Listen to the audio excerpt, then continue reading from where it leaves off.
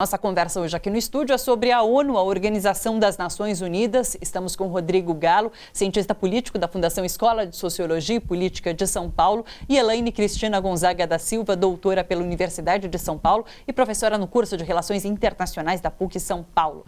Vamos lá. A questão do Conselho de Direitos Humanos está sendo bastante discutida nesse momento por conta de uma recomendação do Itamaraty para que não se fale sobre gênero nessas discussões, para que se evite falar sobre gênero, para que se entenda como gênero somente homem e mulher e não se leve a discussão adiante. Como que vocês enxergam, Rodrigo, o Brasil colocando uma intervenção como essa?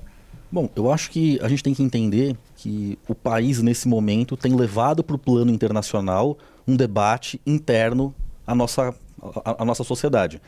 Um debate conduzido por um grupo que venceu um processo eleitoral e tem tentado impor para os demais integrantes da sociedade que aceitem essa visão. E isso está sendo levado lá para fora. É muito complicado porque muda a forma como os outros estados enxergam o Brasil. Sim. E de uma forma relativamente repentina. Então, quando muda a expectativa que o sistema internacional tem de um país, isso muda a forma como o nosso país se projeta lá fora. Então, nós podemos estar vendo uma guinada muito séria de perspectiva de Brasil, um país multilateral, aberto ao comércio, aberto ao diálogo, etc., para um país cada vez mais fechado. Isso para a gente é muito complicado. Porque a gente fica chocado por conta desse retrocesso nas discussões, mas tem algum impacto prático em adotar essa postura no Conselho de Direitos Humanos da ONU? Na realidade, é bem importante a gente lembrar que existe um desrespeito às instituições internas quando o Ministério das Relações Exteriores adota essa posição.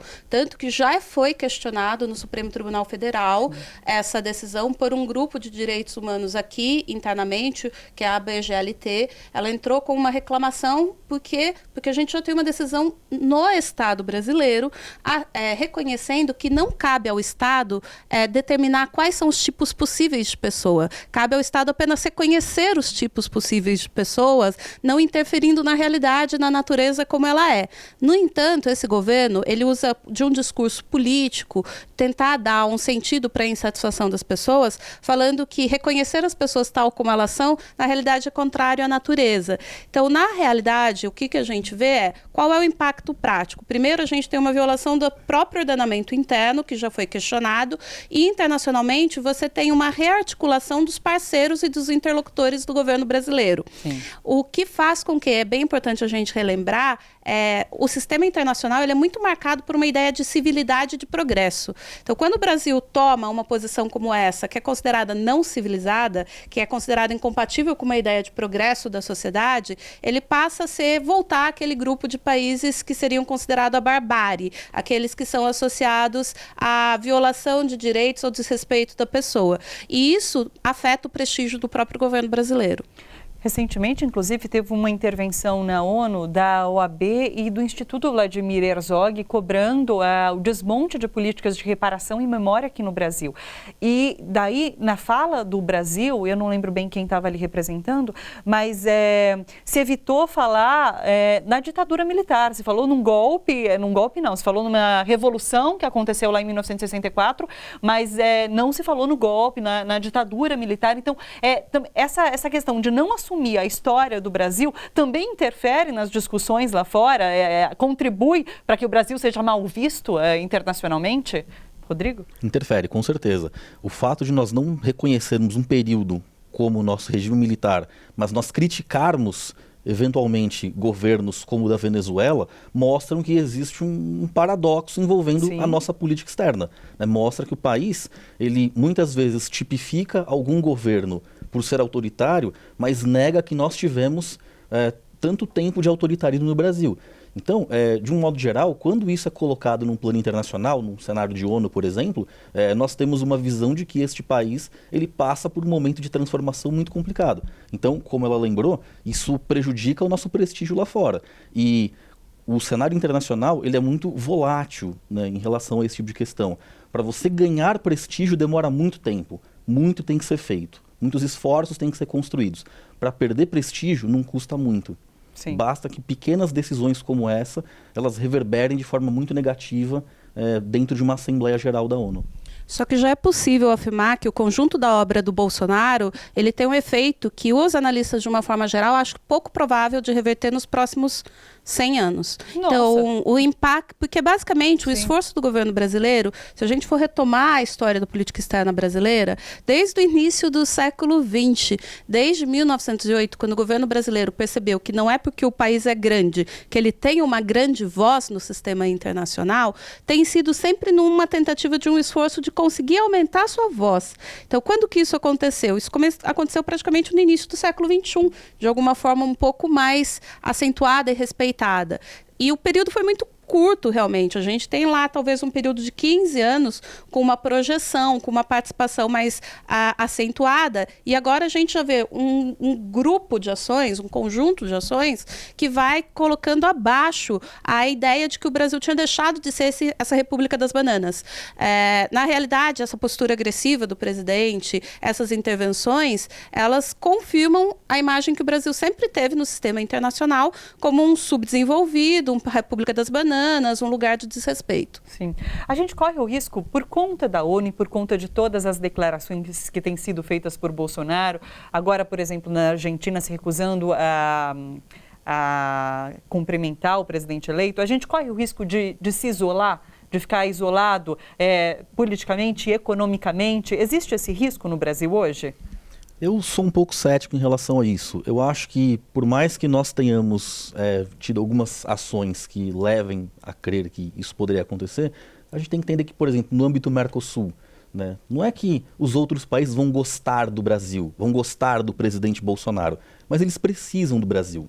Então, por mais que ele não tenha ligado, né, para cumprimentar Sim. o presidente eleito na Argentina, o presidente eleito na Argentina sabe que o Brasil é um dos principais focos de comércio exterior. Sim. Então, do ponto de vista pragmático, as relações são mantidas. Mas esse monte de discurso truncado, isso obviamente vai criando um desgaste diplomático. Então, para manter as economias aquecidas, ou o comércio aquecido, fica cada vez mais necessário o desenvolvimento de estratégias diplomáticas para tentar apagar incêndio. Mas a nossa diplomacia não fez esse papel, né? Não. Porque, inclusive, ele veio a público, Ernesto Araújo, logo depois, e reafirmando um posicionamento que tinha sido horrível do presidente. O presidente, ele falou ali, foi terrível, mas o Ernesto Araújo, o diplomata, ele devia ter tido uma postura mais diplomática. Sim, exatamente. De fato. E fora que, desculpa, na mesma semana, o Bolsonaro fez essa fala em relação à Argentina, que os argentinos erraram na escolha Sim. do presidente, e o Ernesto Araújo, uns dias antes, tinha declarado que nós não reconheceríamos, por enquanto, a reeleição, melhor dizendo, do Evo Morales na Bolívia. Isso também é muito complicado. A Bolívia é um parceiro comercial super importante. Mas por isso que leva a acreditar em talvez num isolamento, porque ele está causando esse isolamento de fato, apesar de serem parceiros econômicos muito importantes. Não, na realidade você tem uma desconsideração. Então é como se a partir de um determinado momento o que ele falasse começasse a entrar por um ouvido e sair pelo outro. Naturalizado. É naturalizado e é desconsiderado. Entendi. Agora, o que a gente vê no governo do Bolsonaro é que o Itamaraty está sendo marginalizado. Então ele deixou de ocupar todo o papel e está tendo uma disputa muito grande sobre os próprios temas da agenda. O que você consegue ver uma disputa entre o Paulo Guedes e o Ernesto Araújo sobre o alcance, por exemplo, da atuação de cada um dos ministérios em questão comercial. Você tem uma participação muito maior agora disso que é o Ministério da Economia em relação ao que era anteriormente o Ministério da Fazenda.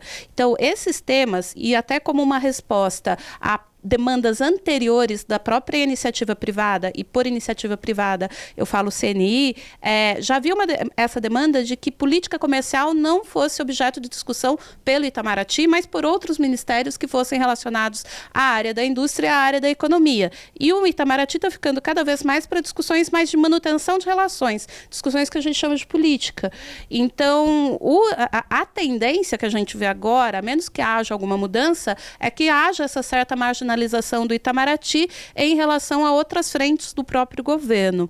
E isso vai fazer com que ele perca muito a voz que ele tinha. Sim, porque você citou o Mercosul, já teve uma declaração de Bolsonaro também sobre a questão de que se a Argentina ficar contra o relacionamento com a União Europeia, daí também pode, de alguma forma, discutir medidas para que a Argentina saia fora dessa discussão, enfim. Tá mexendo com o bloco todo, né? Sim, mexendo com o bloco todo e com os interesses de todos esses estados. Sim. Né? O que ela falou tem muito sentido, é muito interessante, quando a gente pensa que, a partir de certo momento, os estados vão olhar para o Brasil e ignorar o que sai de declaração daqui. Mas é péssimo para o país quando ele começa a ser visto apenas como um lugar para se fazer comércio. Sim. E não mais como um estado parceiro, né, com relações estáveis, com negociação. Né, e isso pode de fato acontecer, né, inclusive em relação à União Europeia. Agora, eu acho que o comércio não vai sofrer prejuízo. O que sofre prejuízo são as relações diplomáticas. Ou a capacidade do país afetar a ordem internacional. Porque é um pouco isso. Não é porque o Brasil é um país grande, com uma grande população, que ele tem uma grande voz no sistema. Tem grande voz no sistema aqueles que são considerados que têm as corretas medidas, que em geral são os países desenvolvidos, por uma crise do próprio processo colonial, de colonização de todo mundo, processo de expansão europeia, dos Estados Unidos e como isso acontece. Quando o Brasil deixa de ser visto como alguém que pode colaborar com soluções, perdeu a capacidade de criar um sistema que seja adequado para o seu próprio crescimento, para a sua inserção como um país autônomo. E isso é muito sério. Sim. Outra coisa, no Chile, tendo visto o que está acontecendo, essa revolta em relação ao governo, Bolsonaro disse que é para ficar ligado, para que se algo, para possibilidade de algo semelhante acontecer aqui no Brasil. Vocês veem isso acontecendo? Vocês veem alguma semelhança entre o que está acontecendo no Chile, tendo em vista que o Chile era apontado como esse país de boa circulação na América do Sul, como um exemplo na América do Sul, como um dos países desenvolvidos da América do Sul, e agora está passando por tudo isso. Existe essa possibilidade disso se transportar para o Brasil? Na realidade, eu acho que isso é um desvio de atenção. Eu perguntaria para vocês, como que está a própria base do governo? Como estão os caminhoneiros? Qual que é a sua articulação? E o quanto o Bolsonaro está tentando jogar insatisfações que são da sua própria base, que já estão dando algum indício de movimentação sobre um outro tipo de governo, um outro tipo de atuação. Esse tipo de manifestação que está tendo no Chile agora é o que a gente teve em 2013, em alguma medida. Então, ele não faz parte de um processo diferente. A gente está num outro momento desse processo. E esse discurso, para mim, pelo menos, parece muito mais como essa tentativa de desviar a atenção do que está para ocorrer. Então, a minha pergunta seria, o que está acontecendo na base do nosso governo? É cortina de fumaça, né? Como muita coisa que tem acontecido. Sim. A base do governo está se desmanchando. O presidente tem brigado com o PSL. Inclusive, o vídeo que ele postou ontem do leão e das hienas tinha o PSL como uma hiena mordendo ele. Sim. Ele nem saiu do partido e já está criticando o partido. Isso mostra que há uma fragmentação. Né? Aliás, esse próprio vídeo em si, ele parece ser uma grande cortina de fumaça para abafar outras coisas. O nome do Queiroz voltou a ser discutido esses dias. Sim. E de repente surge um vídeo super polêmico. Né? As coisas podem estar ligadas. Né? Aliás, só um comentário. Para quem vive reclamando do mimimi dos outros, esse vídeo, que outro nome pode ter? Nesse sentido, Bolsonaro usa de uma estratégia bastante inteligente de ficar jogando essas coisas para criar essa polêmica, para criar essa discussão e abafar o que está acontecendo de mais importante, relevante. Eu não sei se eu acho que teve um momento em que isso aconteceu. Eu acho que as pessoas já estão um pouco mais antenadas e espertas. Acontece alguma coisa, a pessoa já pergunta o que está acontecendo, né? Já mapeia o que está acontecendo. Eu acho que existe um pouco mais de atenção das pessoas de tentarem olhar para esses outros espaços. Então, eu não sei o que o Rodrigo pensa, mas me parece que ele está perdendo cada vez mais a eficácia. O Bolsonaro está perdendo progressivamente a sua voz e a sua capacidade de atuação, que nunca foi muito grande, mas que agora está muito mais reduzida. Mas você acha que ele chega em 2022? Não sei. É mesmo? Não sei. Rodrigo? Olha, é uma grande incógnita essa, né? Eu acho que existe uma grande possibilidade dele chegar como candidato na próxima eleição. Se ele vai ser reeleito, eu não tenho certeza. Inclusive porque é possível que haja rachas dentro do próprio governo. O Moro foi questionado recentemente se ele seria candidato. Ele disse que sobre a eleição ele fala só mais tarde. Ou seja, ele nem negou que ele pode ser candidato. Então, é possível que haja um racha dentro do governo, causado por essa ruptura na base. Eu acho que esse é o aspecto mais importante, que é o Bolsonaro está tendo uma ruptura com a própria base. E sem base não existe governo. Foi o que aconteceu com a Dilma. A Dilma foi impedida porque ela perdeu qualquer governabilidade. Ela não tinha base suficiente para nada. Estava até comentando antes de chegar aqui, antes da gente entrar e tudo mais, que na história brasileira, o Senado sempre sabatina os indicados para embaixadores. E nunca, na história, teve um caso de embaixador que fosse negado. Até a Dilma. Nenhuma coisa tão pequena ela tinha base para conseguir fazer aprovar. Então, o Bolsonaro, ele deveria estar ciente de que a base dele não é homogênea. E quando ele tem uma ruptura com a própria base, ele perde a governabilidade. E ao perder a governabilidade num legislativo que aprendeu a ser legislativo e que está aprendendo à medida do seu poder, ele corre um risco de ser impedido simplesmente porque eles não querem que ele esteja lá. Então, isso depende muito do quanto ele vai conseguir efetivamente ter uma base para continuar. Esse é o efeito do presidencialismo de coalizão, que também levou o Collor a sofrer um impeachment. Né? Então a gente entende que o presidente precisa de maioria no Congresso para governar. E, aparentemente, existem brigas muito feias dentro do Congresso que podem fazer com que ele vá gradativamente perdendo sua base. Olha só, você que curte a TVT e quer contribuir com a gente para que a nossa programação chegue cada vez mais longe, se inscreva no nosso canal do YouTube/Rede TVT e torne-se membro. Ou então faça a sua contribuição em nosso Catarse. É só acessar catarse.me/TVT. A gente agradece.